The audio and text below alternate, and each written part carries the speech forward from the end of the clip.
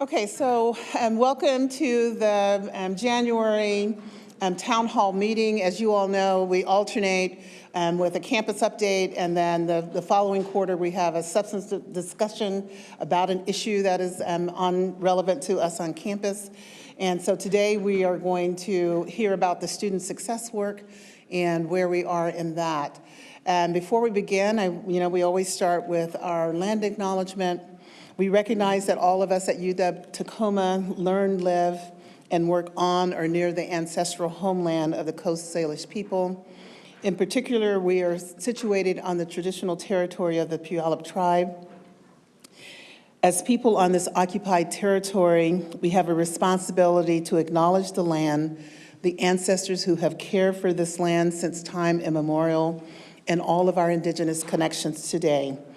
We also have the responsibility to acknowledge the histories of dispossession and forced removal that have allowed for the growth and survival of this institution.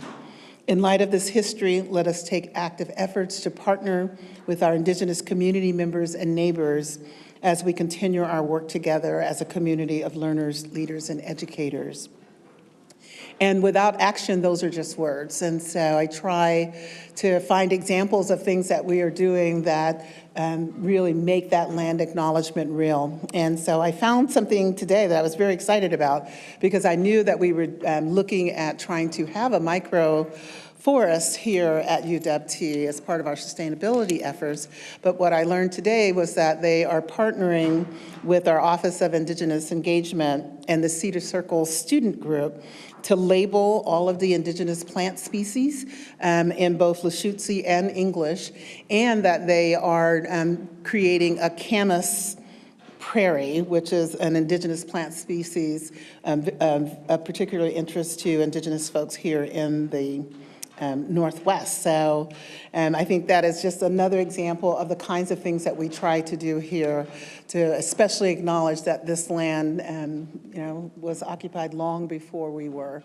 I'll add another thing that I was very excited about. We're in the middle of we're almost at the end, not the middle, so maybe we're like 2/3 through the campus master planning process, and we had an opportunity to go and visit with the Puyallup Tribal Council right before the holidays.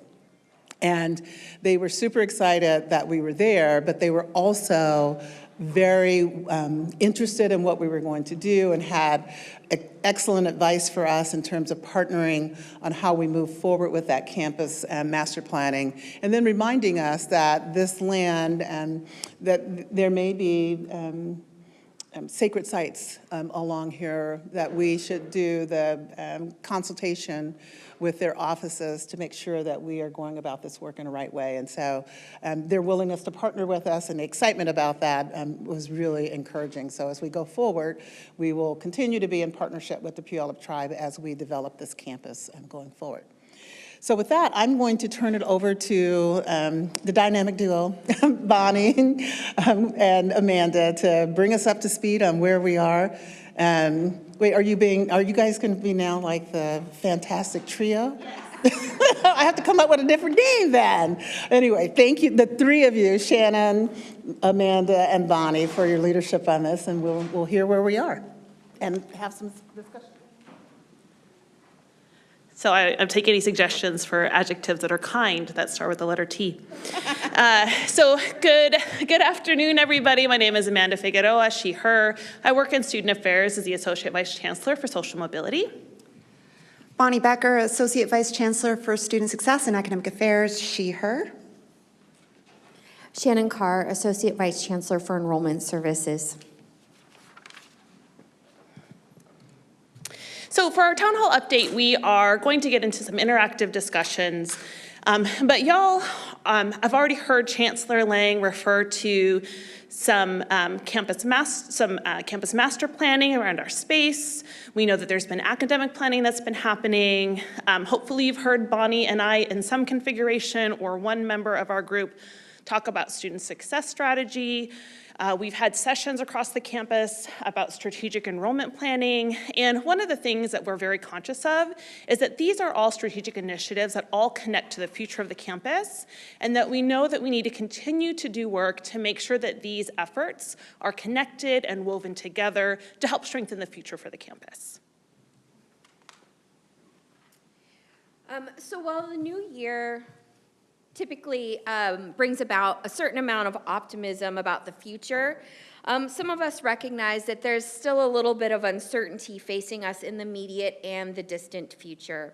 Our goal in this shared work is to tackle this uncertainty by doubling down on our organizational mission and focusing on our shared commitment to equity and access as a means of harnessing those things that are in our control and stabilizing and growing our enrollment. This control starts with the complementary work of strategic enrollment planning, which has been underway for the last year and is developing strategies and initiatives to increase new student enrollment across key student populations, including high school, transfer, adult and returning, and graduate. Student success then builds on these strategies, looking to prioritize the current student experience, and this collective work is interdependent and necessary for achieving our enrollment goals in a really competitive environment. So student success is sort of the core of what we do here. So we've been working on student success since the day the doors opened. And we really think of this work as building on efforts that have been ongoing for decades.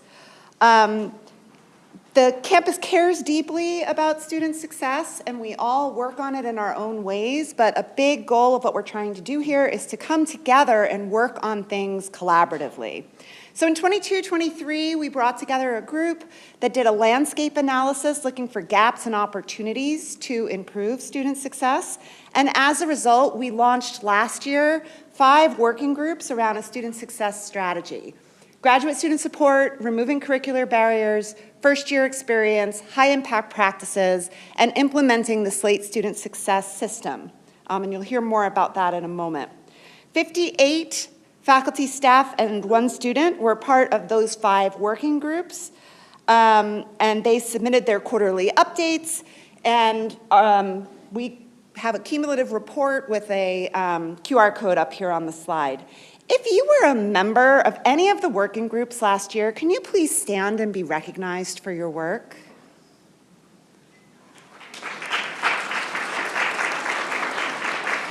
And then, if you were a co-chair of one of those working groups, can you remain standing, please? Sorry, I should have said that before you sat down. Thank you. Thank you for your leadership and for helping us to build a more collaborative and student-centered campus culture. Now, underlying all of this work is a framework that's focused on action that's going to move the needle on our overall goals to improve retention and reduce identity-based disparities. Using continuous improvement tools that we brought in last year through a group called Silva Solution, we are taking an action-oriented approach to try and test new things.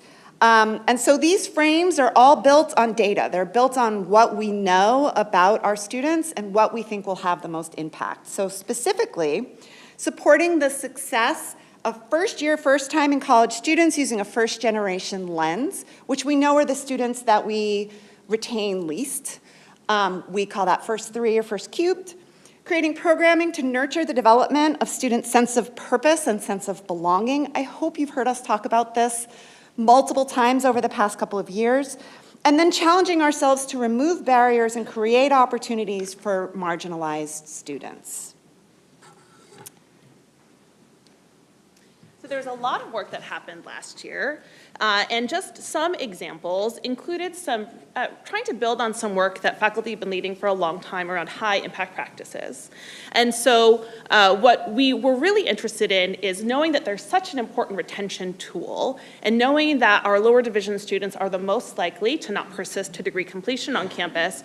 How do we look at creating lots and lots of opportunities for students to absolutely not have the option to miss multiple high-impact practices while they are part of the lower division and their pre-major.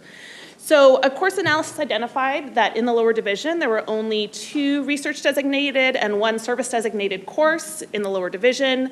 I recognize that there are some challenges with that analysis, and so that group has been working on that. But we're really going to be ramping up soon participation and thinking about what we can do to infuse more high impact practices into the lower division. And if you are interested in learning more about that, you are welcome to go to our breakout table for high impact practices when we do breakouts in just a few minutes. We also have a group that is focused on removing curricular barriers, and they were able to identify bottleneck courses.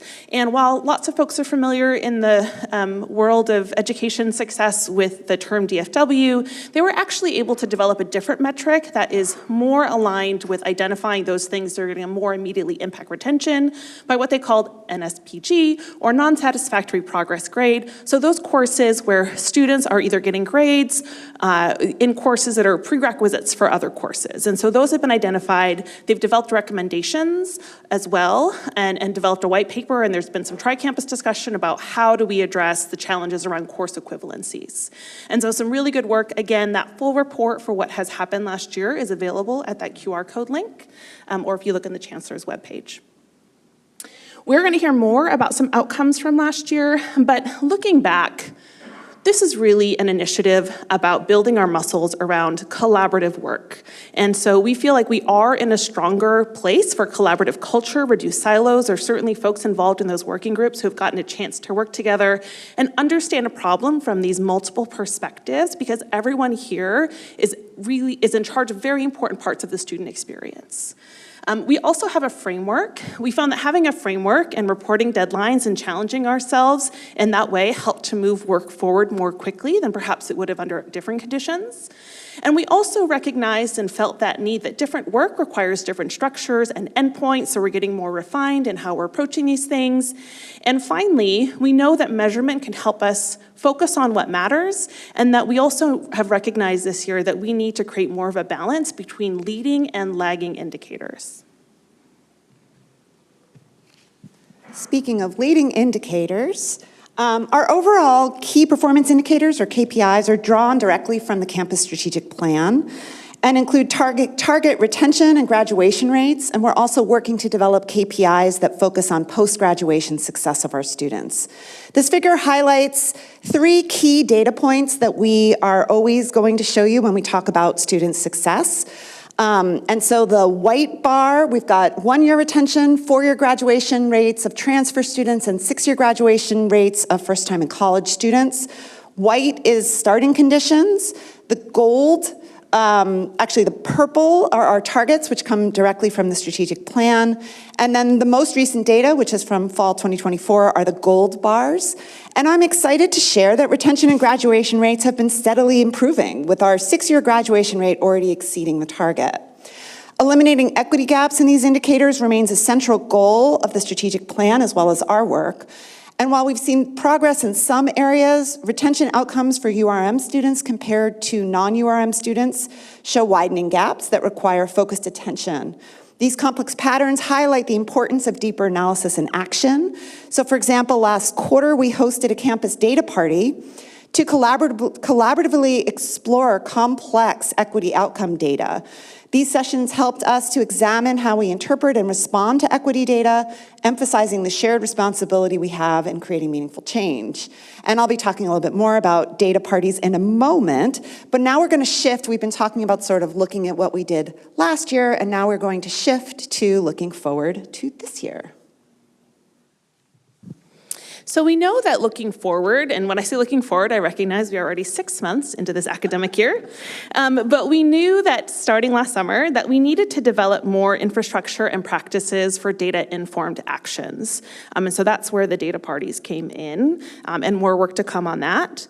We also knew that the student success strategy needs to continue to evolve and respond based on what is progressing and where our barriers are. And we also know that that needs to have a sustainability practice around around it, that we can't, as we all know, we can't keep asking folks to do working groups forever and ever, and that we also need to continue sense-making and connecting disparate planning initiatives. And so we have a visualized conception of how this work evolves, going from landscape and needs analysis to sense-making to proposal for daily works to pilots. There are likely resources that we need to consider in order to then make work part of someone's job description or part of a regular practice. And so the working groups this year, some are continuing from last year, including removing curricular barriers, high impact practices, and the SLATE student success implementation. And then we have 2 groups that have also evolved out of work last year. One you will hear about more in just a few minutes, the Student Experience Project, which is part of a national effort to support faculty professional development. And then Scaffolding First Year Exploration, which we'll have a breakout group in the back as well to learn more about that. But there is something very exciting and very actionable that's going to impact everybody's daily work that is coming up. And so we're very excited to hear a little bit more now from a group that is working on the implementation for SLATE for Student Success. Can you have this year's co-chair stand? Yes. And if you are a co-chair for this our working group this year, any working group, would you please stand? You didn't know you were getting your quad workouts. Thank you. Hello, everyone. If we haven't met, I'm Andrea Coker-Anderson. I'm from the Office of the Registrar and Financial Aid and Scholarships.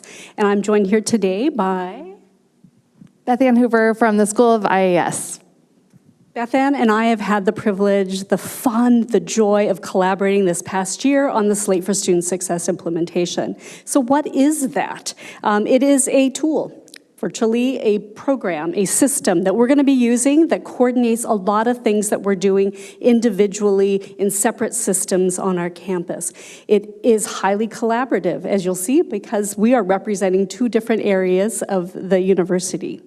It is going to be initially phased in, and you'll see that it is primarily focused right now on academic advising tasks, appointment scheduling, student-facing offices. So the registrar's office for sure is included with that. Why do we need a new system? There are lots of systems out there already, but what this one does for us is continue the already integrated work that has been established by the undergraduate admissions area, as well as students that are experiencing admission through the graduate school. So now we're going to take that initial experience, move it forward as they're through their enrollment, as well as to graduation. So a lot more information, a lot more interaction involved. How will this improve the student experience? We're going to have access to this information in a variety of ways. We're going to see students interacting when we communicate with them. We're going to have coordination as far as knowing what has been communicated to students. And those are things we don't know right now. We also aren't able to provide reporting. Right? I know that there's information in our academic advising tool called EARS right now, but we cannot report out of that tool right now. So being able to do that in a system of this generation is really exciting and really, we believe, transforming the campus and the student experience.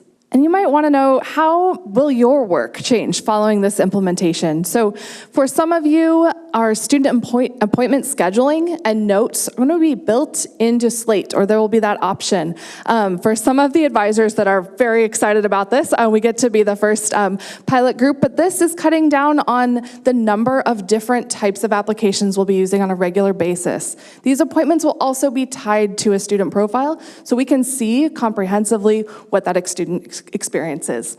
Most form processing will be able to link directly to the student profile. This will include things like major applications, course registration. There's a lot of options that we have within the school and the registrar's office to do this as well. It will allow for the full picture of the student experience from prospective student all the way through to graduation. This will really open the doors to a lot of tracking, a lot of reporting that we haven't been able to do within one isolated system at this point. It will also limit third-party communication or application systems. So for those of you who might be spending some of your budget to purchase additional software, additional systems that we use, the idea is we're able to integrate a lot of those uses again into this one system that we already have.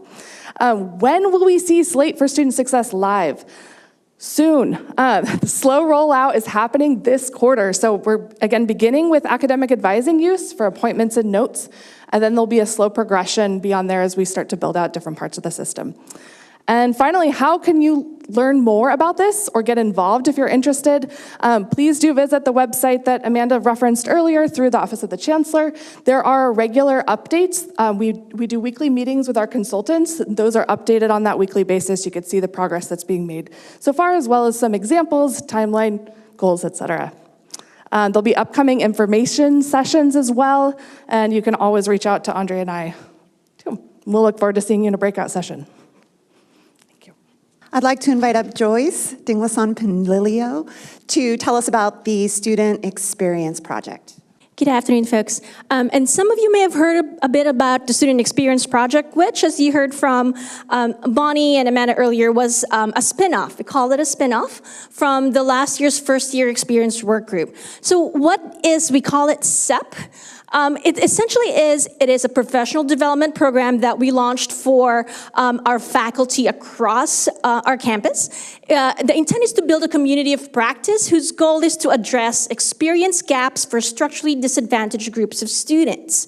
And really, we gathered folks that are crucial faculty instructing or instructors in courses that we know is one of those the gateway classes for many of our majors. A lot of the courses where we know a lot of our students often find challenging or are struggling to get through it. So the intent overall is for us to build and to have steps and to teach faculty steps towards building a more equitable classroom. My graphic failed here, but there are 3 pillars of this Student Experience Project. And again, it is a nationwide program it's chock full of resources that's available out there to support faculty. And so it is essentially built on improving the student's sense of belonging, identity, safety, and growth mindset. I really wanted, so we launched this program. We recruited a group of faculty back in the spring, and we asked them for a 15-week commitment all throughout fall quarter up until middle of winter quarter. And so we've gone through it, and the idea is for them to learn tools that they can implement in their classroom, essentially to build these 3 pillars. And we worked through them, and the condition is they need to implement it right away in the classes that they were teaching this fall quarter. And so I want to definitely acknowledge the folks who made this happen.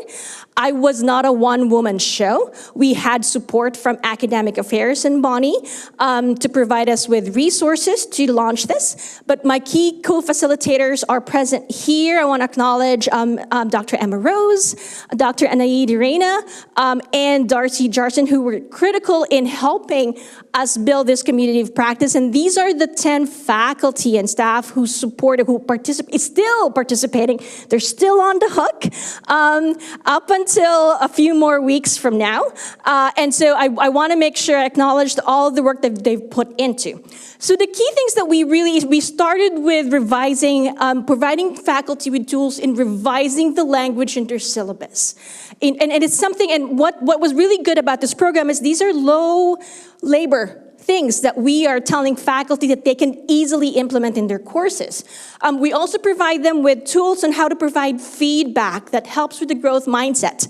The main push is that, or the main message we want to pass along to our students is, this is a challenging program you're in. This is a challenging course that you're in.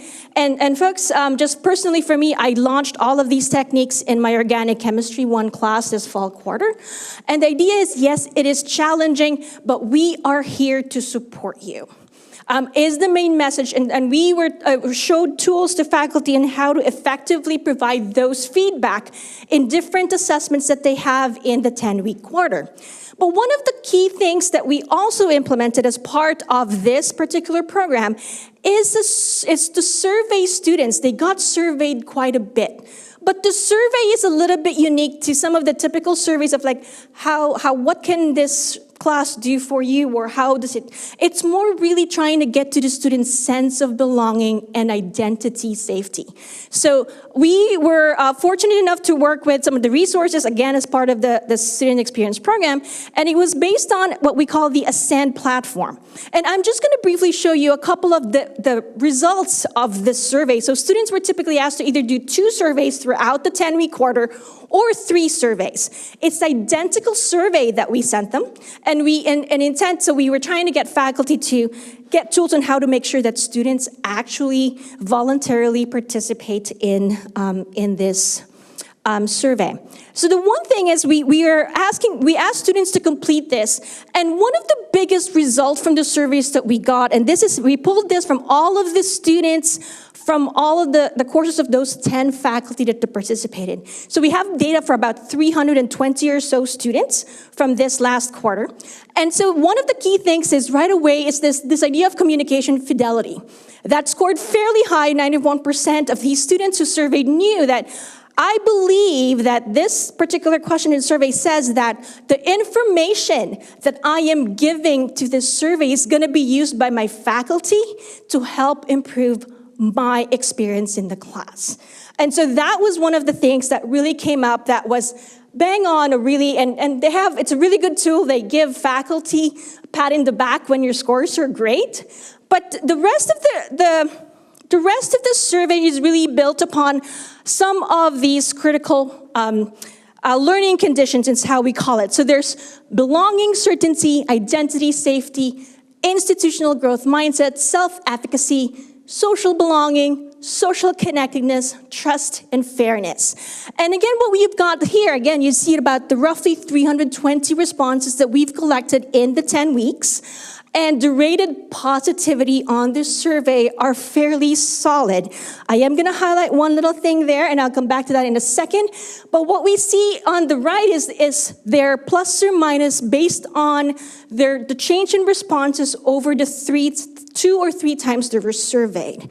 And so majority of them, there's actually an increase from between and we launched the surveys in the beginning of the quarter, mid, and towards the end. In fact, we still are debriefing the very last part of the survey in our meeting next week. The one thing we're doing well on most of them. So that means our students are feeling a sense of belonging in the classroom. They're feeling supported. But the one thing I do want to draw your attention, and this is not the first time I've seen data like this, is for the student connectedness. And so I think we've seen that a couple of times, that this is an area where we can see, I see Bonnie trying to get the mic from me, but she asked me to show you data, and so that's what I did. And so it's been a pleasure. I do want to make a plug that we are trying to keep this program going. We are trying to recruit our second cohort of faculty in the spring and make it a little bit larger. So I want to encourage more faculty to join, but there will be a showcase so that you can hear directly from those wonderful participants who came and joined us this quarter to deliver their message across campus, and that's the week of January 27th. Thank you. Thank you. So those are just 2 examples of sort of some of the results that have come out of this work, but we're going to, in a moment, have breakout sessions where you can talk to the co-chairs of the various groups to get deeper information. Before we do that, I just want to call back to what Amanda was saying about how in the long term, most of what we do needs to be part of sort of daily work.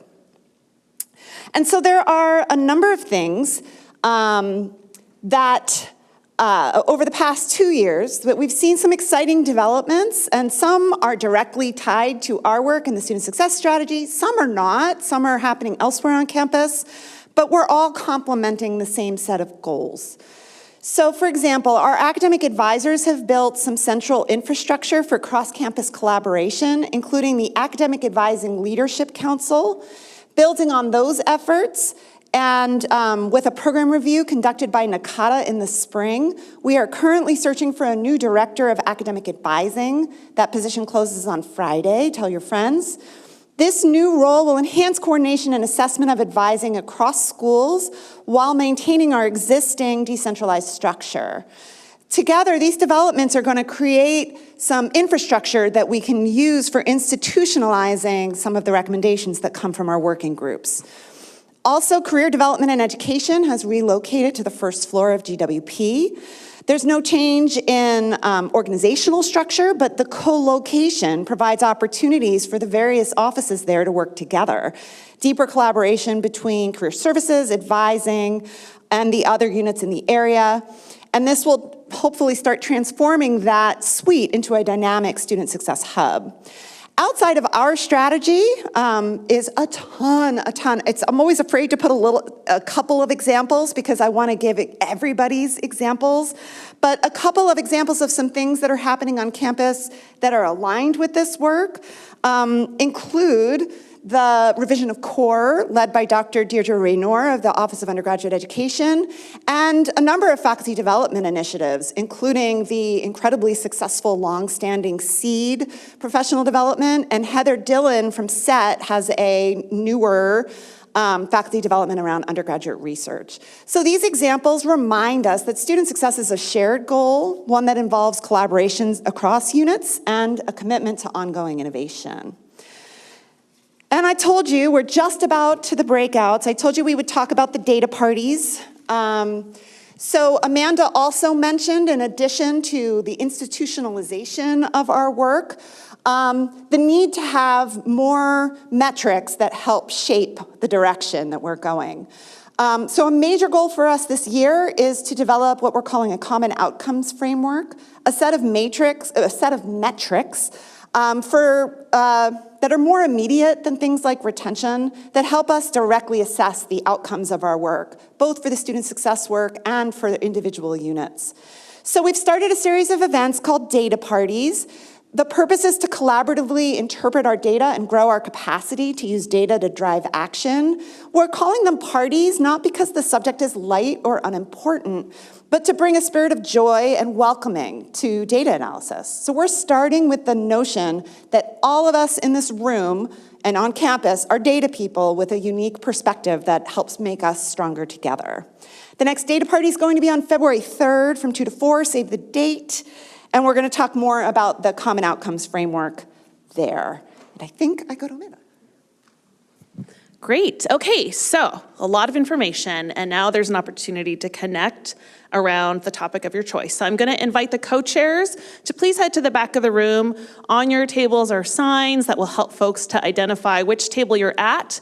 These are going to include all of the 5 working groups that we discussed that are happening this year, but also we've got strategic enrollment planning, knowing that these are complementary efforts that help to support student success and our enrollment goals. And then if you have high level, just big picture strategic questions, Bonnie and I will also be manning a table in the back. So we are going to call folks back together in 15 minutes. So at 1:20, we will come back together and answer Q&A, typical town hall style. So please get up, meet some new people, and connect around these different student success topics.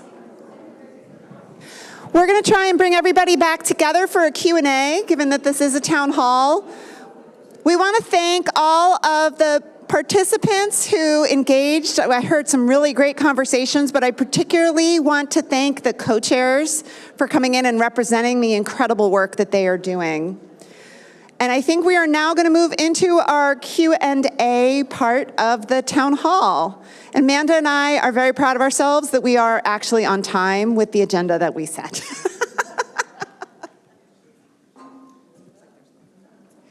There are microphones on either side of the room. Tim is going to run the microphone.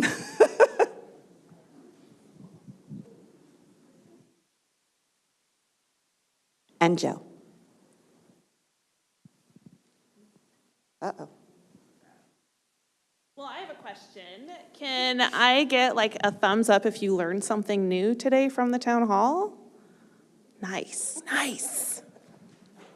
Thank you, Vanessa. Hi, this is Vanessa. I have a very quick logistical question. Where might we be able to access your slides, or specifically around the data points that you have?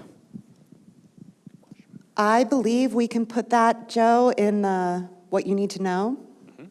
There's also the, I'll just leave it up, actually. Don't want to make you nauseated.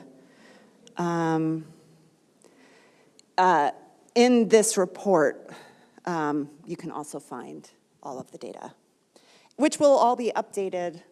Actually, no, 1 quarter retention will be updated on Census Day, but everything else will be updated next fall. I was just curious, when a new department or unit is signed into Slate and they're using that system, when it's used for collaborative purposes, what degree of information is seen across departments for a student's profile? That is a fabulous question. I'm going to let Beth Ann and Andrea answer, because that is a major We love that question. And she passes it to me. All right, so this is a role-based system, so we're going to be going through that process of determining by your role on the campus what kind of access you're going to get. So it might not be everything you want. It might be more than you want. So I think that's what's going to be happening within the next month or so, month to 6 weeks, is determining by office, by individual, what kind of access you're going to get. So contact us if you're intrigued about that and what you want to advocate for. Okay. And if I can add, my understanding is that there are some settings, so for example, advising notes. You could see that there is an advising note, but you might not be able to see what's in the note. So there's different levels. Some are public, some are private. Yeah, and one thing this group is charged with is creating a long-term governing structure, because this is going to be this is ongoing work. Yeah. I'd also offer there's going to be some trainings and other ways to learn more about the Slate for Student Success. And so if you go to that webpage that Andrea and Beth Ann pointed to, you can find out more information about when and where those are being hosted. And then I saw Alex had a question. Hey, this is actually another Slate question. I'm curious to know quite a bit about it. Well, I'll just kind of list out my questions. Is this a tri-campus initiative, or Seattle and Bothell also using this? So that's one.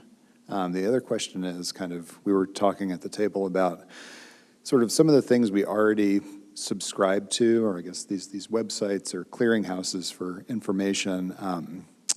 And it does, from my perspective as a faculty member, I don't recall ever receiving any instruction on sort of what DubNet is, how to use DubNet, what PAWS is, these things that I think are valuable tools, and I know students use them. But I think in order to get institutional buy-in, they need to be sold to everyone. And that to me sounds like more than just a training session, but really to get everybody to buy in is super important. Mm-hmm. And then the other question I have is just about cost. Are we allowed to talk about sort of what something like this costs, and how long of a contract are we signing up for, and who retains the information? I'd like to ask Shannon to answer some of those questions, because she has really been the lead on that end of it. Thanks. A lot of questions. So yeah, I'm happy to disclose how it works. So Slate is by a company called Technolutions, and it's one of the primary CRMs that's used in higher education across the country. It started primarily to serve admission functions, so it was a way of getting information for prospective students all the way through to the point that they enrolled in classes. The other half of that then was work that they did in alumni and advancement, so that sort of end of cycle engagement. And over the last few years, there's really been a strong effort to build the middle part of that pipeline, creating a cradle to, or I know we're not supposed to say grave, but a tool that could track students throughout their entire experience with an institution. And it primarily allows us as a constituent management tool to be able to communicate with students. But in its its evolving fashion, one of the things that it does so well is it captures student interactions. So every time an email goes to a student, it shows you, was that email opened? How long did they spend on it? Did they click onto anything? It tells you, we can put in interactions and dialogue, the communications that we have with students. We can create forms that students can fill out. We can do surveys. So there's, we can track events. There's just, the capabilities are really robust. The University of Washington Tacoma campus and Bothell campus both use Slate admission. We both have admission instances. The Seattle campus is exploring the ability to use Slate for their admissions instance. They don't use it currently, and as a result, the university is exploring the option of creating an enterprise tool, using Slate as an enterprise tool. There are, the graduate school uses Slate for admission, and so there are a number of Slate instances throughout the 3 campuses. We are the first campus to use Slate Student Success. And honestly, we're a forerunner nationally in terms of Slate Student Success. This is pretty, and there are schools using it, but we're on the forefront of that. The way that we implemented Slate Student Success was, honestly, we had some salary savings and we said, Slate Student Success can be built on top of the admissions instance, which we already have purchased and are using. And so we used some salary savings to hire a consultant. We went out to RFP to hire a consultant to help us do the implementation, and that's the part that we're in now. And we're building Slate Student Success on top of the admissions instance. And sorry, Shannon, when you say salary savings, you're talking about admission salary savings. Admissions salary savings, yeah. So we had vacant positions and we used those dollars to fund the consultant. In